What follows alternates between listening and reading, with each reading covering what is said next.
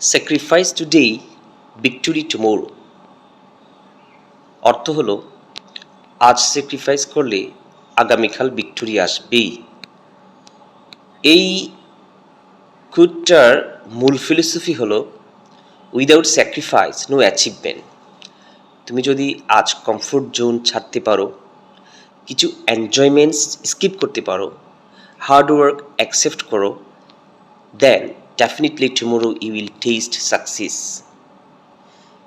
একজন ছাত্র late night পর্যন্ত পড়াশোনা করছে, সে হয়তো ফ্রেন্ডসদের সাথে আউটিং মিস করলো, দ্যাট স্যাক্রিফাইস।